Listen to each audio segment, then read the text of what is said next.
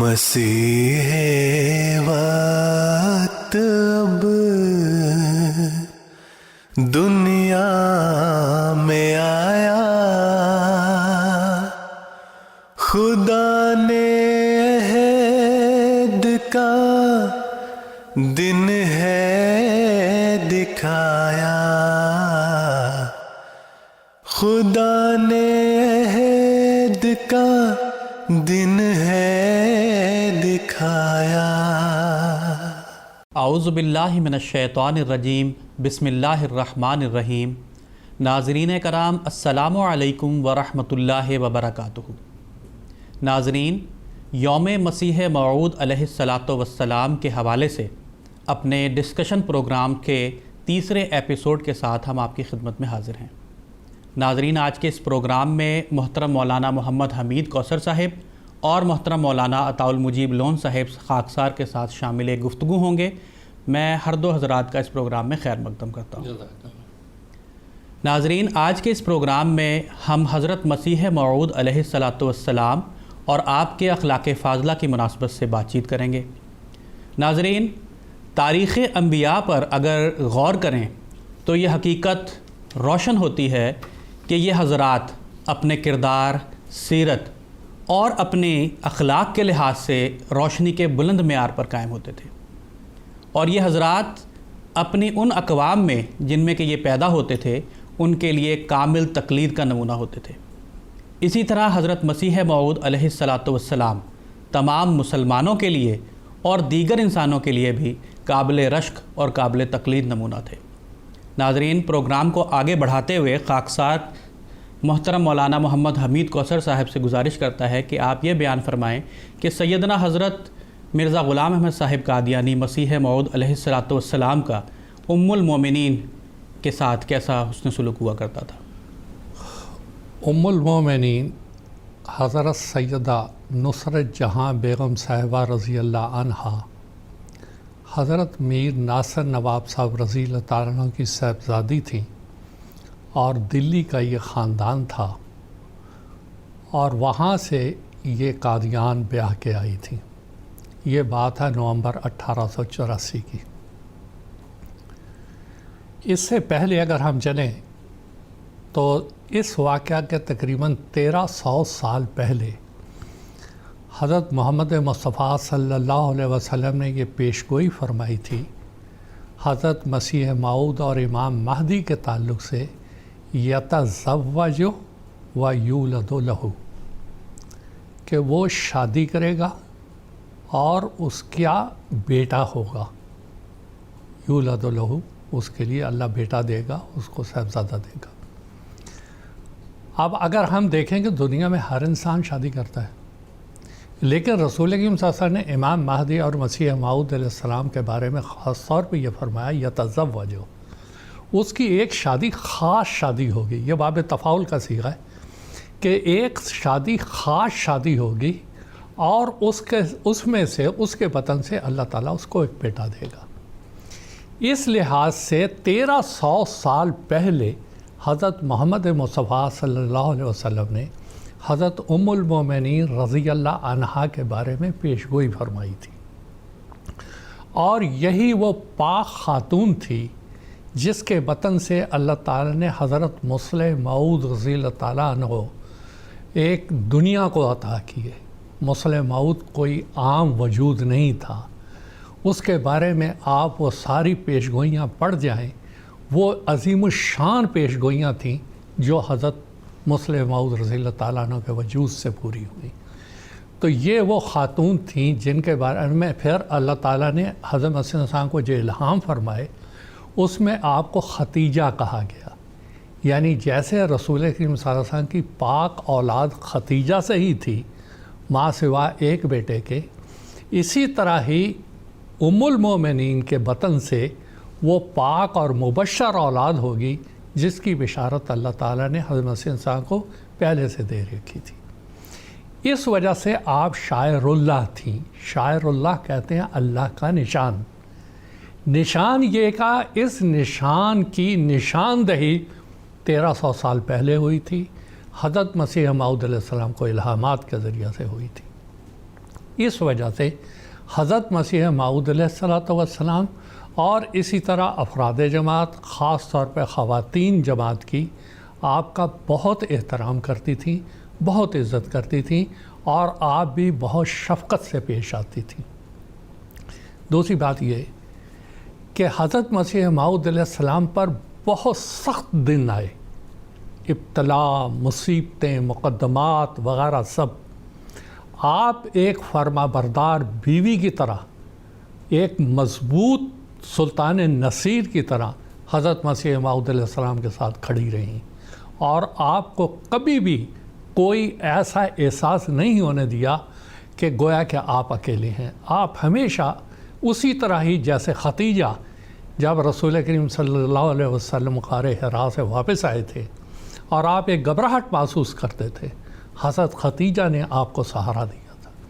حضرت ام المومنین نصر جہاں رضی اللہ تعالیٰ عنہ کا یہ ختیجہ کا خطاب یہ ثابت کرتا ہے کہ انہوں نے بھی حضرت مسیح موعود علیہ الصلوۃ والسلام کو ہر موقع پر حضرت مسیح السلام کے ساتھ کھڑی رہیں، ہر دعوے میں آپ کے ساتھ رہیں، اور آپ کی ہر طرح سے خدمت کرتی رہیں، مدد کرتی رہیں۔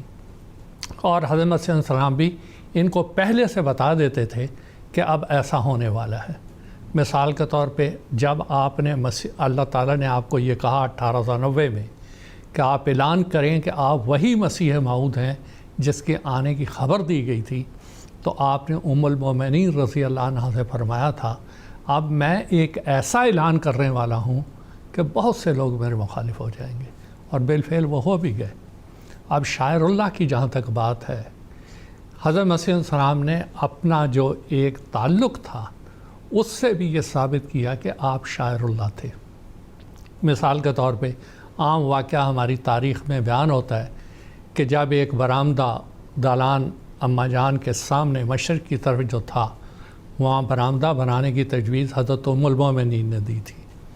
حضرت مولوی عبد الکریم صاحب رضی اللہ تعالیٰ عنہ نے فرمایا کہ یہاں یہ برآمدہ بننے سے، جو اب ایک کمرہ بن گیا ہے، کہ بننے سے اس کی خوبصورتی خراب ہو جائے گی۔ تو حضرت مسیح صاحب نے اس وقت یہی لفظ فرمایا تھا کہ یہ شاعر اللہ میں سے ہیں، جو یہ کہہ رہی ہیں اللہ تعالیٰ نے پاک اولاد مجھے اسی سے عطا کی ہے، جو یہ کہہ رہی ہیں وہ ہونے دیں، اسی میں ہمارے لیے برکت ہے۔ گویا یہ اللہ تعالیٰ کی ایک تفہیم تھی کہ ایسا ہو تو زیادہ بہتر ہے، اور واقعی اس کے بعد ان کے لیے ایک آرام کی صورت ہو گئی۔ ایک اور بات جو حضرت مسیح صاحب کا بہت زیادہ خیال رکھتے تھے، ایک مقدمے کے سلسلے میں حضرت مسیح السلام گرداسپور میں تھے، یہاں سے مولوی یار محمد صاحب ان کا نام تھا، وہ قادیان سے گرداسپور پہنچے، اور جہاں کے حضرت مسیح صاحب کو بتایا کہ اماں جان کی طبیعت کچھ ٹھیک نہیں ہے۔ حضرت مسیح السلام نے حضرت مفتی فضل الرحمان صاحب رضی اللہ تعالیٰ عنہ، ان کے پاس ایک گھوڑا تھا، ان کو اٹھایا کہ آپ قادیان جا کے محمود کی والدہ کو یہ میرا رقعہ دیں تاکہ وہ بتائیں کہ ان کی طبیعت کیسی ہے۔ مفتی صاحب فرماتے ہیں کہ جب میں صبح وہاں چلا تو مولوی عبد الکریم صاحب ابھی اذان دے رہے تھے فجر کی، اور لوگ نماز کے لیے اکٹھے ہو رہے تھے۔ میں وہاں سے اپنے گھوڑے پہ چلا، قادیان پہنچا، یہاں بھی فجر کی ابھی تیاری ہو رہی تھی، تو میں نے وہ رقعہ ام المومنین کو بھجوایا کہ اس طرح مسیح السلام پریشان ہیں، تو انہوں نے اس کو پہ لکھ دیا میں ٹھیک ہوں، اللہ کا فضل ہے۔ یہ وہ رقعہ لے کے گرداسپور پہنچے، وہاں ابھی نماز ختم ہی ہوئی تھی۔ جیسے ہی ان کو مسیح السلام نے دیکھا تو حضرت مسیح السلام نے پوچھا، مفتی صاحب آپ ابھی گئے نہیں؟ یہ کہنے لگے حضور میں تو جا کے واپس آ گیا۔ تو حضور فرمانے لگے یہ تو ایک معجزہ ہے، اور مفتی صاحب فرماتے ہیں مجھے نہیں پتا، میرے گھوڑے کے اندر پرواز جیسے ہوتی ہے، اتنی تیزی سے وہ آ رہا تھا جیسے زمین سکڑ گئی ہوتی ہے، ایسے وہ آ رہا تھا کہ اللہ تعالیٰ حضرت ام المومنین کے بارے میں حضرت مسیح السلام کو جو فکر لاحق تھی اس کو جلد سے جلد اللہ تعالیٰ بھی دور کرنا چاہتا تھا، اور اللہ تعالیٰ نے یہ سامان پیدا کر دیے کہ حضرت مسیح موعود علیہ السلام کو جلد اطلاع مل گئی کہ اللہ کے فضل سے ام المومنین رضی اللہ عنہا وہ بخیر خوبی ہیں، صحت و سلامتی کے ساتھ ہیں۔ اس طرح مسیح السلام حضرت ام المومنین کا خیال رکھتے تھے۔ ایک آخری بات کہہ کے ختم کرتا ہوں۔ آج کا قادیان، اس کو 1884 کے قادیان میں لے جائیں۔ چند گھر تھے جو کہ فصیل کے اندر تھے، فصیل تو تھی نہیں، اور ارد گرد ڈھاب۔ جب نومبر 1884 میں حضرت ام المومنین قادیان آئی ہیں، سارے خاندان کا ایک بائیکاٹ چل رہا تھا، کوئی بھی حضرت مسیح صاحب سے بات نہیں کرتا تھا۔ اندھیرا، گھپ، جنگلی جانوروں کی آوازیں۔ حضرت بھائی عبد الرحمن صاحب قادیانی رضی اللہ تعالیٰ نے بڑی تفصیل سے اس بارے میں مضامین لکھے۔ اس وقت آئیں اور آ کے یہاں پر آپ نے حضرت مسیح صاحب کے ساتھ رہیں، اور بڑے صبر شکر کے ساتھ رہیں، اور جو دلی کی عادتیں تھیں، بہرحال وہ ایک شہر تھا، اس کو بڑی خوش اسلوبی سے اس کو یہاں جاری کیا۔ اس میں سے ایک بات بتاتا ہوں۔ یہ فرماتی ہیں کہ مجھے اندھیرے میں سونے کی عادت نہیں تھی، اور حضرت مسیح صاحب کو روشنی میں نیند نہیں آتی تھی۔ اب اگر یہ زیادہ تکرار کرتی تو ہو سکتا ہے مسیح صاحب کچھ محسوس کرتے۔ کہتے ہیں میں نے آہستہ آہستہ آہستہ کچھ مدت جو ہے یہ روشنی جلا کے سونا شروع کیا، تو اس کے بعد مسیح موعود علیہ الصلوۃ والسلام نے میری دلداری کے لیے، حوصلہ افزائی کے لیے، آپ کی بھی کچھ عادت اس طرح سے بن گئی کہ آپ بھی روشنی میں سونے لگے۔ اور پھر حالت یہ ہوئی کہ ہر کمرے میں، ہر سیڑھیوں پہ، ہر گزرگاہ پہ روشنیاں ہی روشنیاں ہمارے گھر میں ہونے لگیں۔ تو یہ ایک علامت تھی کہ اس بابرکت وجود کے آنے سے جہاں اللہ تعالیٰ کے روحانی برکات ظاہر ہو رہے ہیں، ظاہری طور پہ بھی اس گھر سے نور ہی نور اور روشنی ہی روشنی نکلے گی، اور واقعی وہ روشنی نکلی اور پھر ساری دنیا میں پھیلی۔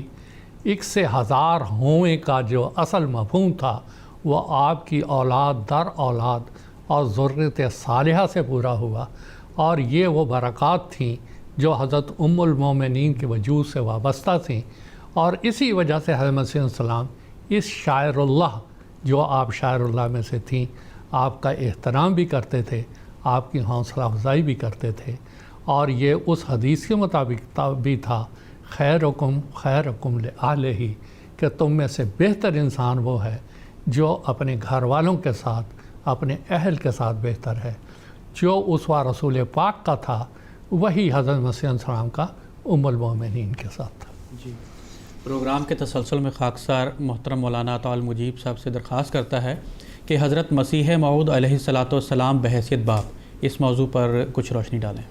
بحیثیت باپ جو ہے ایک انسان کی اپنی اولاد کی تربیت اور پرورش کی ذمہ داری ہوتی ہے۔ حضرت مسیح موعود علیہ الصلوۃ والسلام بھی روحانی باپ ہونے کے ساتھ ساتھ جسمانی باپ بھی تھے۔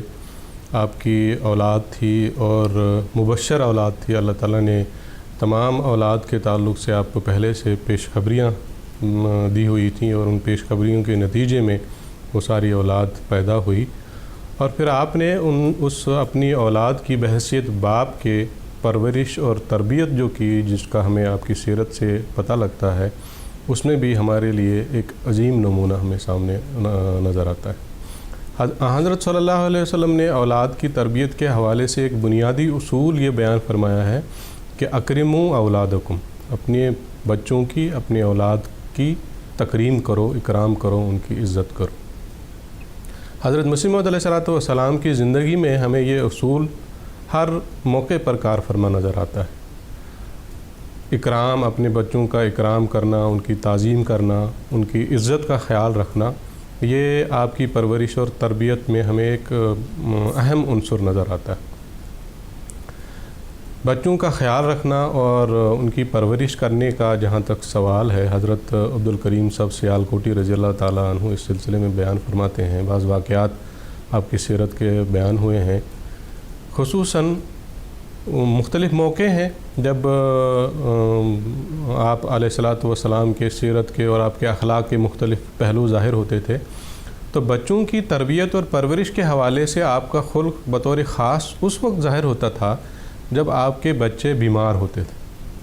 حضرت عبدالکریم صاحب سیالکوٹی رضی اللہ تعالیٰ عنہ بیان فرماتے ہیں کہ کوئی بھی بچہ بیمار ہوتا تھا تو اس طرح آپ اس کا خیال رکھتے تھے، اس طرح اس کی تیمارداری میں لگتے تھے کہ جو دیکھنے والا ہے وہ محسوس کر سکتا تھا کہ گویا کہ آپ کو اپنی اولاد سے عزیز چیز دنیا میں کوئی ہے ہی نہیں، ایسے لگ جاتے تھے۔ دن رات ان کا خیال رکھ رہے ہیں، ان کی تیمارداری ہو رہی ہے، ان کے لیے دعائیں ہو رہی ہیں، ان کا علاج ہو رہا ہے۔ لیکن بہرحال ایک پہلو یہ بھی ہے کہ جب اگر کوئی بقضاء الہی وفات پا جاتا تھا تو بالکل الگ ہو جاتے تھے، لیکن جب زندہ ہوتے تھے، بیمار ہوتے تھے تو مکمل طور پر ان کی نگرانی کرتے اور ان کا خیال رکھتے۔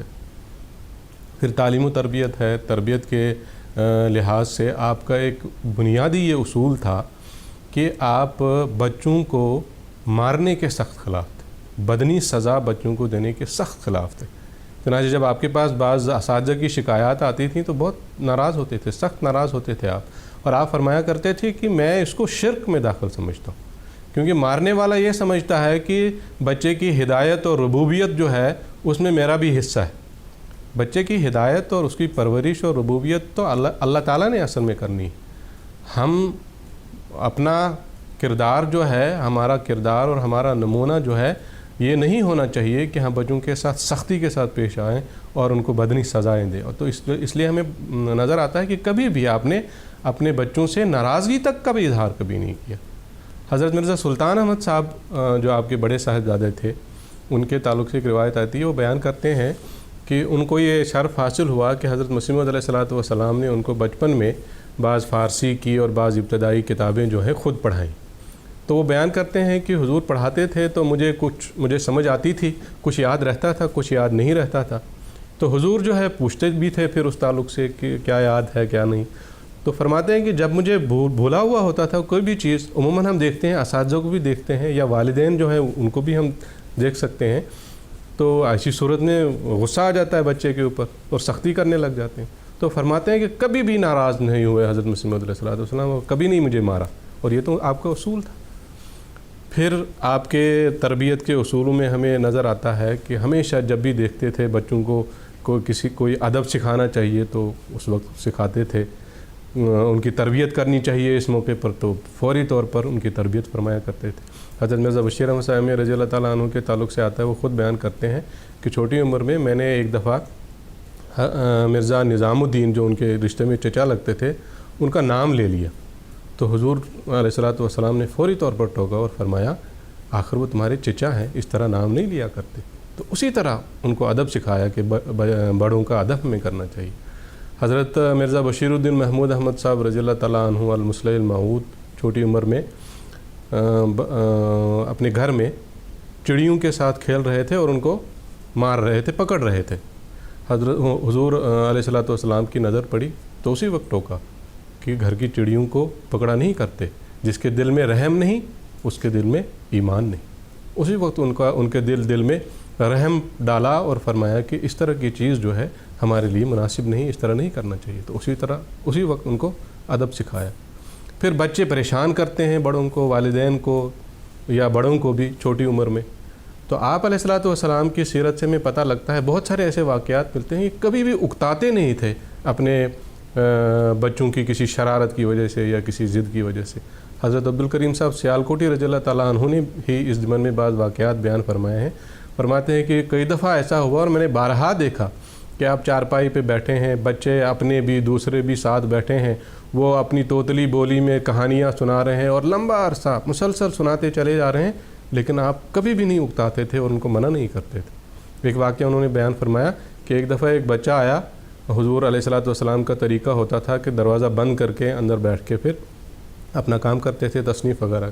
فرماتے ایک مرتبہ ایک بچہ آیا اور زور سے دروازہ کھٹکھٹا کے اپنے والد کو مخاطب کرتے پنجابی زبان میں، ابا بوا کھول، یعنی ابو دروازہ کھول دو۔ تو وہ کہتے ہیں حضور اٹھے، دروازہ کھولا، بچہ اندر داخل ہوا، ادھر ادھر تاکا جاگا، تھوڑا سا گھوما پھرا، واپس چلا گیا۔ حضور دروازہ بند کر کے جو ہی بیٹھے 1 منٹ 2 منٹ ہوئے ہوں گے وہ پھر حاضر، اور پھر وہی صورت، دروازہ، پھر آپ نے دروازہ کھولا، اس نے سر جھانک کے اندر دیکھا، پھر واپس چلا گیا۔ آپ نے پھر دروازہ کر کے پھر بیٹھے تو وہ پھر حاضر ہو گیا۔ تو اسی طرح فرماتے ہیں کہ مسلسل کئی بار یہ سلسلہ جاری رہا، لیکن ایک مرتبہ بھی آپ نے اس بچے کو ڈانٹا نہیں اور اس کی سرزنش نہیں کی اور اس کی بات سے اکتائے نہیں. تو بے شمار واقعات ہیں بہرحال. اور ایک چیز جس پر میں اپنی بات کو ختم کروں گا، حضور علیہ الصلاۃ والسلام کی سیرت کا بچوں کے حوالے سے، اپنے بچوں کے حوالے سے جو ہمیں نظر آتا ہے کہ ہمیشہ اپنے بچوں کے لیے دعا فرمایا کرتے. آپ فرماتے ہیں کہ میرا روز مرہ کا یہ طریقہ ہے کہ جو میں دعائیں مختلف کرتا ہوں اپنے لیے، اہل خانہ کے لیے، اپنے صحابہ کے لیے، اس میں ایک دعا فرماتے ہیں یہ بھی ہے کہ میں ہمیشہ اپنے بچوں کے لیے دعا کرتا ہوں، اور دعا بھی کیا، ان کے خادم دین بننے کے لیے دعا. حضرت مرزا بشیر الدین محمود احمد صاحب رضی اللہ تعالیٰ عنہ کا واقعہ ہے کہ جب وہ انٹرنس کا امتحان دے کے واپس آ رہے تھے امرتسر سے، تو ذکر ہو رہا تھا، تو کسی نے ذکر کیا کہ ان کو ڈر ہے کہ وہ فیل نہ ہو جائیں، تو آپ ان کے لیے دعا کریں. تو حضور علیہ الصلاۃ والسلام نے اس موقع پہ جو الفاظ بیان فرمائے وہ پیش کر کے اپنی بات کو ختم کرتا ہوں. حضور فرماتے ہیں ہمیں تو ایسی باتوں کی طرف توجہ کرنے سے کراہت پیدا ہوتی ہے، ہم ایسی باتوں کے لیے دعا نہیں کرتے. ہم کو نہ تو نوکریوں کی ضرورت ہے اور نہ ہمارا منشا ہے کہ امتحان اس غرض سے پاس کیے جاویں.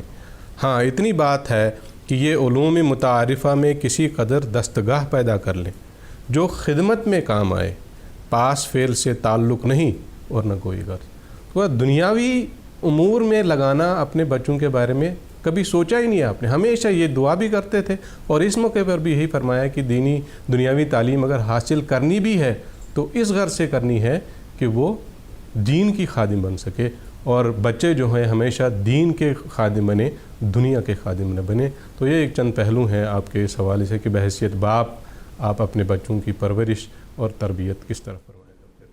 جی، وہ پروگرام کو آگے بڑھاتے ہوئے خاکسار محترم مولانا محمد حمید کوثر صاحب سے درخواست کرتا ہے کہ ہمارے ناظرین کو یہ بتائیں کہ حضرت مسیح موعود علیہ الصلاۃ والسلام اپنے خدام کے ساتھ کس طرح پیش آیا کرتے تھے.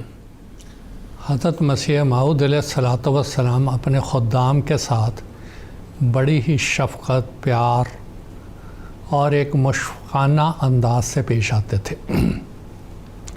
اور اس کی اگر مثال ہم دیکھیں حضور پاک صلی اللہ علیہ وسلم کے زمانے میں، تو حضرت ابو ہریرہ رضی اللہ تعالیٰ عنہ کے بارے میں آتا ہے کہ ایک دفعہ بہت بھوکے تھے تو حضور ان کو لے کے اپنے گھر آ گئے اور وہاں آپ نے دودھ کا ایک پیالہ پایا. اب دودھ کا ایک پیالہ ابو ہریرہ رضی اللہ تعالیٰ عنہ کے لیے کافی ہو سکتا ہے جیسے وہ سوچتے ہیں، لیکن حضور نے فرمایا وہ صفہ پہ جو بیٹھے ہوئے ہیں نا سارے، ان کو ساروں کو بلا لاؤ. حضرت مسیح علیہ السلام کی سیرت میں بھی ایسے ہی ملتے جلتے حوالے جات بہت ملتے ہیں، اور مسیح علیہ السلام بھی دودھ پلایا کرتے تھے خاص طور پہ اپنے صحابہ کو.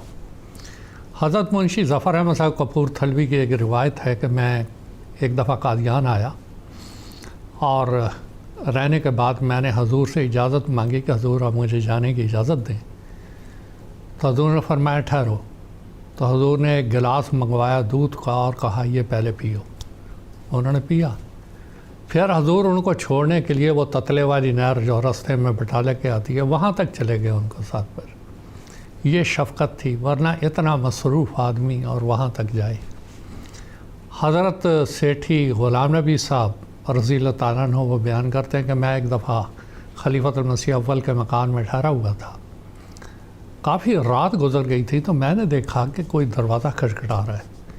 دروازہ کھولا تو دیکھا آگے حضرت مسیح علیہ السلام کھڑے ہیں اور حضور فرماتے ہیں کہ یہ کہیں سے دودھ آ گیا تھا، میں نے سوچا جا کے بھائی صاحب کو دے آؤں. آپ دیکھیں اتنی شفقت کہ دودھ آ گیا، سوچا ان کو شاید دودھ پینے کی عادت ہوگی، جا کے اس وقت رات کو دے کے ان کو دودھ پلانے کے لیے آ گئے. پھر شفقت کے اور پہلو اس طرح تھے کہ یہ نہیں ہے کہ یہ بڑے صحابہ کے ساتھ تھا، بعض غریب جو تھے صحابہ، مثال کے طور پہ ایک نظام الدین صاحب تھے، وہ لدھیانے کے تھے، بہت غریب کے تھے، یہاں مسیح السلام کی خدمت میں رہا کرتے تھے. ایک دفعہ وہ چھت پر حضرت مسیح السلام کے ساتھ بیٹھے ہوئے تھے. کچھ کبار افراد جماعت جو بعد میں لاہور کی جماعت کے ساتھ مل گئے یا ان کے بانی سمجھ لیں آپ جو الگ ہو گئے 1914 میں، وہ آئے، وہ بیٹھے، ان کو پیچھے کرتے کرتے کرتے یہ بیچارے پیچھے چلے گئے. حضرت مسیح السلام یہ دیکھ رہے تھے کہ اس کے بعد کھانا آیا. تو حضرت مسیح موعود علیہ الصلوۃ والسلام نے ایک پیالہ لیا اور کہا نظام دین آؤ، میں اور تم اندر بیٹھ کے کھانا کھاتے ہیں۔ اب یہ وہ بیچارے غریب کے ساتھ شفقت تھی کہ اس کو لے جا کے آپ نے وہ جو مولوی عبدالکریم صاحب والی کوٹلی ہے اس کے اندر تشریف لے گئے اور لے جا کے ان کے ساتھ کھانا کھایا۔ یہ ایک غریب کی جو تھی وہ ہمدردی تھی جو آپ فرماتے تھے۔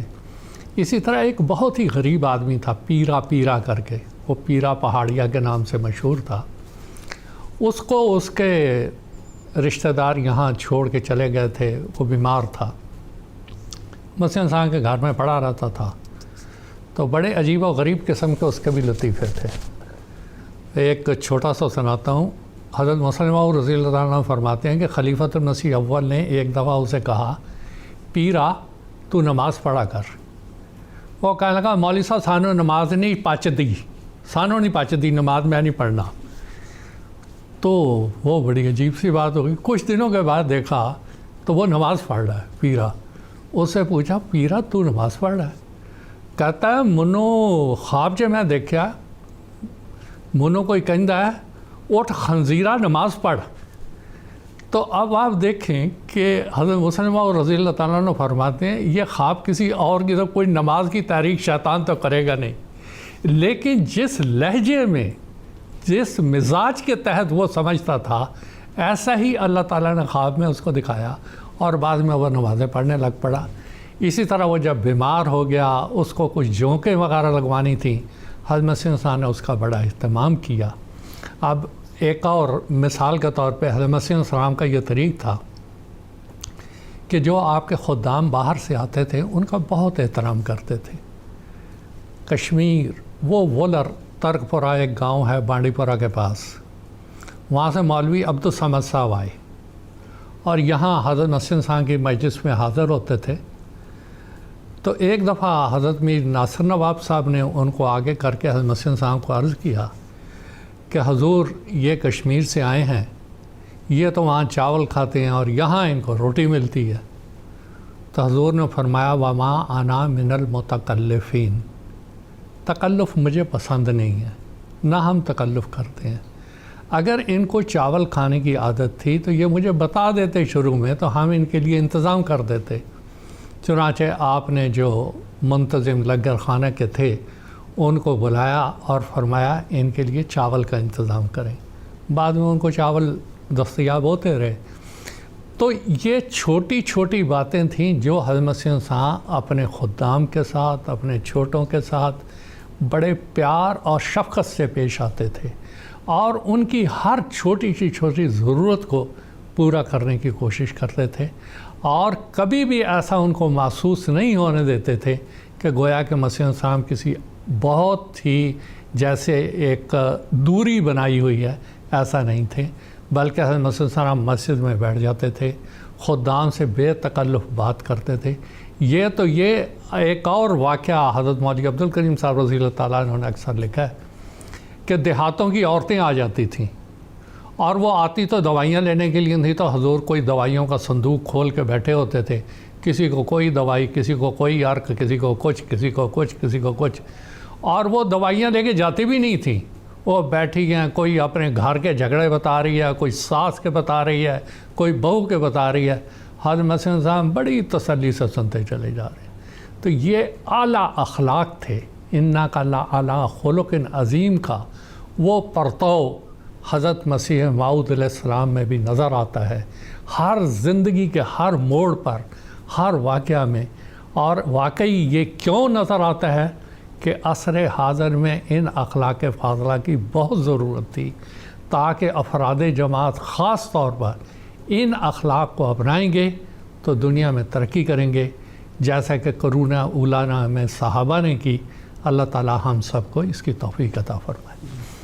پروگرام کے تسلسل میں خاکسار محترم مولانا عطاء المجیب صاحب سے درخواست کرتا ہے کہ حضرت مسیح موعود علیہ الصلوۃ والسلام نے افراد جماعت کو اعلیٰ اخلاق اپنانے کے تعلق سے جو نصائح فرمائی ہیں ان کے متعلق کچھ روشنی ڈالیں۔ جی، حضرت مسیح موعود علیہ الصلوۃ والسلام نے ہمیں اخلاق کے تعلق سے نصائح تو فرمائی ہی، اس کے ساتھ ساتھ آپ نے ہمیں یہ بھی بتایا کہ اخلاق ہوتے کیا ہیں۔ حضور فرماتے ہیں کہ انسان کے اندر جو طبعی حالتیں ہوتی ہیں ان کا ارادہ کے ساتھ بالارادہ اور موقع اور محل کے مطابق ظہور وہ انسان کو ایک با اخلاق انسان بنا سکتی ہیں۔ بعض دفعہ ہم خود ہی اندازہ لگا دیتے ہیں کہ فلاں آدمی سچا ہے، فلاں آدمی جھوٹا ہے، فلاں آدمی امانت دار ہے، دیانت دار ہے، شریف النفس ہے۔ حضور علیہ الصلوۃ والسلام نے ہمیں یہ سکھایا کہ بظاہر نظر آنے والی یہ صفات جو ہیں یہ طبعی حالتیں ہیں جو انسان کے اندر ہوتی ہیں، یہ تب اخلاق بنتی ہیں جب موقع کے وقت ارادہ کے ساتھ ان کا ظہور ہو۔ مخالف ماحول، سچ کی صفت جو ہے، سچ کی خاصیت یا سچ کا خلق جو ہے وہ تب ظاہر ہوگا ایک انسان کا جب اس کو ایسا موقع ملے کہ وہ جھوٹ سے اپنے آپ کو بچا سکتا ہے لیکن پھر بھی سچ بولتا ہے، تب وہ ہم اس کو با اخلاق انسان کہہ سکتے ہیں اور یہ کہہ سکتے ہیں کہ ہاں واقعی میں وہ ایک سچا انسان ہے۔ تو یہ ہمیں حضور نے سکھایا کہ کب ہم ایک اچھی عادت کو یا اچھی صفت کو خلق کے دائرے میں داخل کر سکتے ہیں۔ پھر حضور نے یہ بھی فرمایا کہ اخلاق کی دو قسمیں ہیں، ایک کا تعلق ایصال خیر سے ہے اور ایک کا تعلق ترک شر سے ہے۔ وہ اخلاق ایک انسان اپنے زبان سے، اپنے ہاتھ سے یا دوسرے ذرائع سے دوسرے کو فائدہ پہنچاتا ہے، خیر پہنچاتا ہے، تو وہ ایصال خیر کے دائرے میں وہ اخلاق آتے ہیں۔ اور ایک انسان اپنی زبان سے، اپنے ہاتھ سے، اپنے اعضاء سے یا دوسرے ذرائع سے دوسرے کو نقصان سے بچاتا ہے، شر سے بچاتا ہے، تو ایسے اخلاق جو ہیں وہ ترک شر کے زمرے میں آتے ہیں۔ تو اس طرح حضور نے ہمیں یہ بھی سکھایا کہ اخلاق ہوتے کیا ہیں، کب آپ اپنے آپ کو، اس طرح ہم اپنے آپ کا جائزہ لے سکتے ہیں کہ کب ہم اپنے آپ کو با اخلاق کہہ سکتے ہیں، کب ہم یہ کہہ سکتے ہیں کہ ہاں یہ خلق ہم سے ظاہر ہو رہا ہے اور اس خلق میں ہمارے اندر کوئی کمی۔ تو اس کے ساتھ جیسا کہ آپ نے سوال بھی پوچھا، بے شمار آپ کا لٹریچر ہم مطالعہ کرتے ہیں، آپ کی کتب کا، ملفوظات کا، تو بے شمار مواقع پر ہمیں نظر آتا ہے کہ آپ نے کس طرح اپنی جماعت کو، احباب جماعت کو اخلاق کے حصول کی طرف توجہ دلائی، اخلاق کو، اچھے اخلاق کو اختیار کرنے اور برے اخلاق کو ترک کرنے کی طرف نصائح فرمائی۔ اس ضمن میں چند ایک مختصر اقتباسات ہے جو پیش کرتا ہوں۔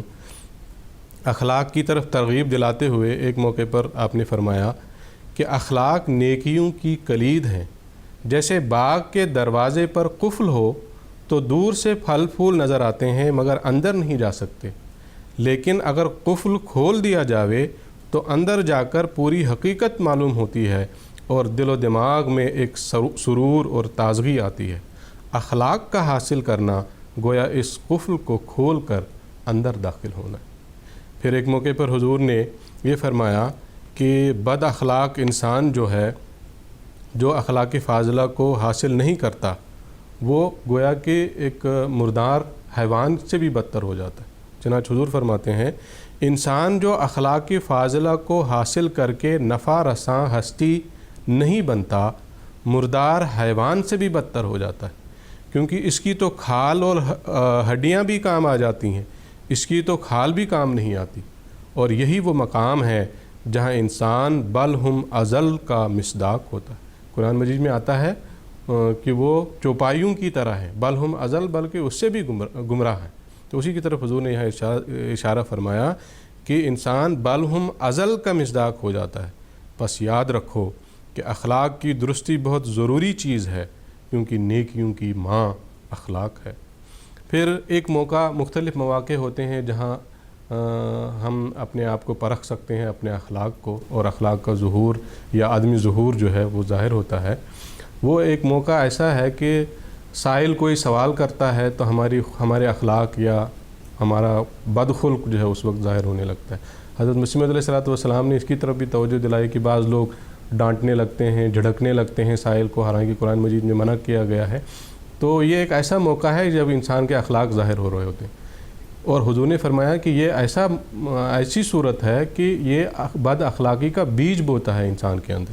حضور فرماتے ہیں اگر باوجود صحت کے سوال کرتا ہے یعنی سائل، تو وہ خود گناہ کرتا ہے، اس کو کچھ دینے میں تو گناہ لازم نہیں آتا، بلکہ حدیث شریف میں تو لو عطا کا راکبن کے الفاظ آئے ہیں، یعنی خواہ سائل سوار ہو کر بھی آوے تو بھی کچھ دے دینا چاہیے۔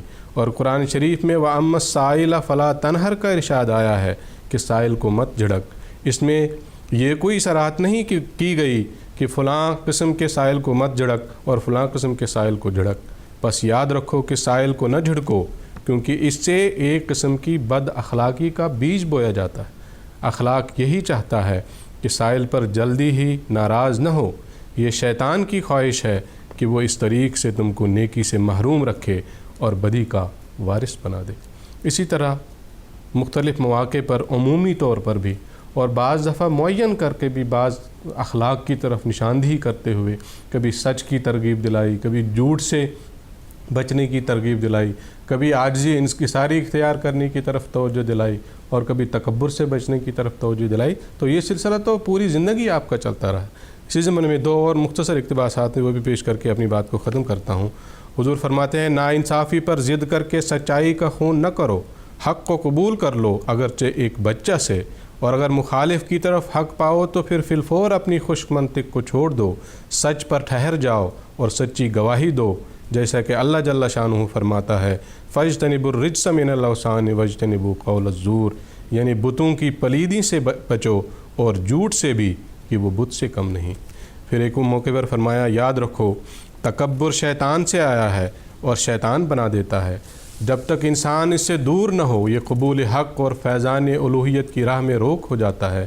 کسی طرح سے بھی تکبر نہیں کرنا چاہیے، نہ علم کے لحاظ سے، نہ دولت کے لحاظ سے، نہ وجاہت کے لحاظ سے، نہ ذات اور خاندان اور حسب و نسب کی وجہ سے، کیونکہ زیادہ تر انہی باتوں سے یہ تکبر پیدا ہوتا ہے، اور جب تک انسان ان گھمنڈوں سے اپنے آپ کو پاک صاف نہ کرے گا اس وقت تک وہ خدا تعالیٰ کے نزدیک برگزیدہ نہیں ہو سکتا، اور وہ معرفت جو جذبات کے مواد ردیہ کو جلا دیتی ہے اس کو عطا نہیں ہوتی، کیونکہ یہ شیطان کا حصہ ہے، اس کو اللہ تعالیٰ پسند نہیں کرتا۔ تو اس طرح بے شمار اگر یہ سلسلہ جاری رکھا جائے تو یہ تو ختم ہی نہیں ہوگا، پوری زندگی آپ نے اخلاق کی طرف اپنی جماعت کو، اپنے احباب جماعت کو توجہ دلائی ہے۔ ملفوظات پڑھ کے دیکھیں، جیسا میں نے شروع میں عرض کیا، یا آپ کی کتب کا مطالعہ کریں تو بے شمار ایسے ہمیں اقتباسات نظر آتے ہیں جن میں مسلسل آپ نے اچھے اخلاق کے حصول کی طرف اور برے اخلاق سے باز رہنے کی طرف ترغیب دلائی۔